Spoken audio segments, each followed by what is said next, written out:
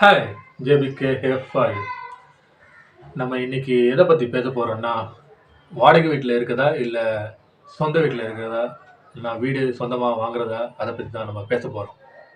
வாடகை வீட்டுக்கும் சொந்த வீட்டுக்கும் என்ன வித்தியாசம்?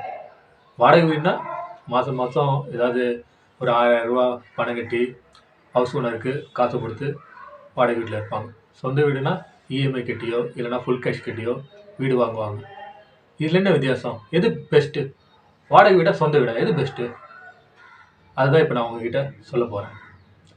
சொந்த வீடு வாங்கணும்னா நம்ம வந்து ஒரு டவுன் பேமெண்ட் பண்ணணும். இப்போ வந்து ஒரு 50 லட்சம் வீடுன்னு வச்சுக்கிறீங்களேன், ஒரு 10 லட்சமாவது கையில் இருக்கணும். ஏன்னா கையில் காசு இல்லாமல் பண்ணோன்னா, டவுன் பேமெண்ட் பண்ணோன்னா இன்ட்ரெஸ்ட் அதிகமாக இருக்கும். நம்ம வந்து மாதம் மாதம் இஎம்ஐயும் அதிகமாக கட்ட வேண்டியது இருக்கும். அதனால் நான் வந்து என்ன சொல்ல வரேன்னா, நம்ம இப்போ வாடகை வீடை பற்றி பேசிக்கிட்டு இருந்தோம். வாடகை வீடு என்ன? மாதம் மாதம் ஒரு 5000 ரூபா பணத்தை கட்டி வாடகைக்கு இருந்துட்டு ஹவுஸ் ஓனர்கிட்ட ஏதோ பேசிட்டு கிடக்கணும். சொந்த வீடுனா நம்ம நிம்மதியாக இருக்கலாம். ஆனால் என்ன, வாடகை வீட்டுக்கும் சொந்த வீட்டுக்கும் நம்ம வாடகை வீடை பற்றி பேசிகிட்டு இருந்தோம். வாடகை வீடு எப்படி?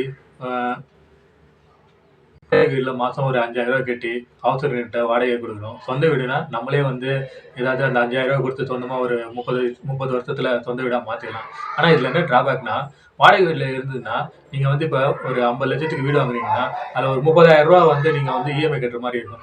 அதுவே சொந்த வீடு இருந்ததுன்னா நீங்கள் வந்து 5000 ரூபா தான் இஎம்ஐ கட்டுற மாதிரி இருக்கும். மிச்சம் 25,000 ரூபா சேவிங்ஸு. அந்த 25,000 சேவிங்ஸ் வச்சு என்ன பண்ணலாம்? அந்த 25,000 சேவிங்ஸ் வந்து நீங்கள் வந்து இடிஎஃப், ஈக்விட்டி இல்லைனா மியூச்சுவல் ஃபண்டு இது மாதிரி ஏதாவது லோன்ஸில் இன்வெஸ்ட் பண்ணிங்கன்னா அந்த 30 வருஷத்துக்கு கழிச்சு நீங்கள் வந்து ஒரு சொந்த வீடே உங்கள் காசுலேயே வாங்கிடலாம்.